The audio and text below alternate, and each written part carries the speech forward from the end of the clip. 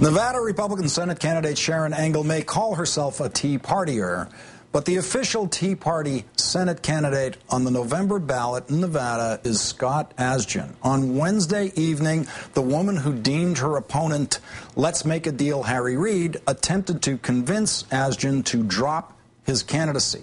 Unbeknownst to Angle, Asgen recorded their conversation. Now, anything I can deliver personally, I'm glad to. What would you? I'm not looking for anything other than a public apology. Asgen wanted that apology from the Tea Party Express, who backed Angle and attacked him. He also wanted the immediate end of Republican lawsuits designed to remove him from the ballot. Instead, all he was offered was juice. That's really all I can offer to you is whatever juice I have, you have as well. You want to see the mint? I have juice with the mint. I go to Washington, D.C. now, and I say, I want to see Jim DeMint. He's right there for me. I say, I want to see Tom Coburn. He's right there for me. I say, I want to see Mitch McConnell. He's there.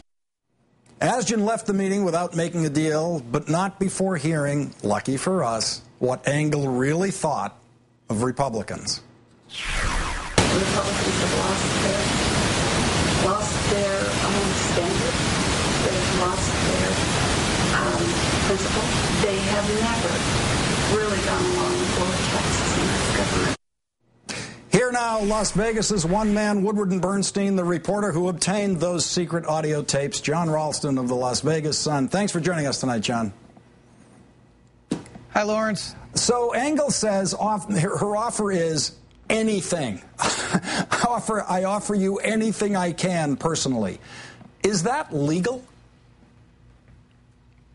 Well, I think she was being figurative in the sense that she wasn't offering him money, but it showed a desperation, and you played some of those clips there. It was basically, please don't harm my chances to beat Harry Reid. What do you want from me? I'll take you. We can go arm in arm to Washington after the election, and I'll get an apology from the Tea Party Express. If you want to go see Jim DeMint or Tom Coburn or Mitch McConnell, you have me. I can get in those doors.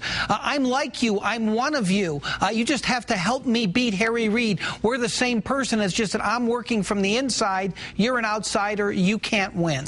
Now, she's got a $500 per person fundraiser in Washington this week after these tapes are out, actually having it at the Republican Senatorial Committee headquarters on Wednesday.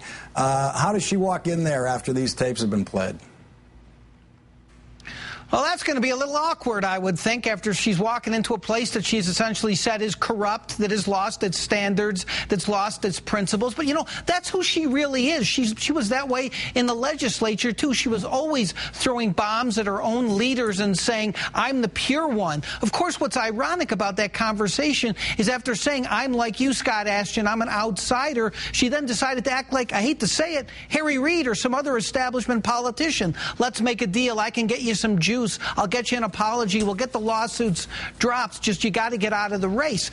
I mean, she'll have some problems, of course, inside that meeting. But you know this better than I do, Lawrence. Those guys in that meeting want one thing and one thing only, and that's to beat Harry Reid. They have an imperfect weapon against Harry Reid, but she's the only one they got.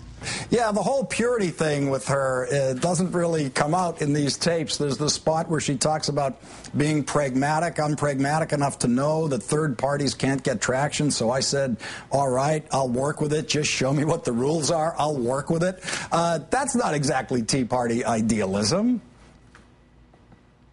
I think that's the one negative from this for her, and that is what goes throughout this, is that she's portrayed herself, at least publicly, as being this different kind of person. I was the Tea Party before the Tea Party was cool kind of person, and now you see her acting like a conventional politician, as you say. What can I do for you? What kind of deal can we make? This is essentially what her entire campaign, as you mentioned earlier, against Harry Reid has been. He's a guy who makes backroom deals. I don't. And then what does she get caught trying to do? Making a backroom deal. Now, there will be some people who say, listen, she had to take a shot. It's a close race. But I think a lot of people are going to see, wait a second, that's not the Sharon Angle I thought that I knew.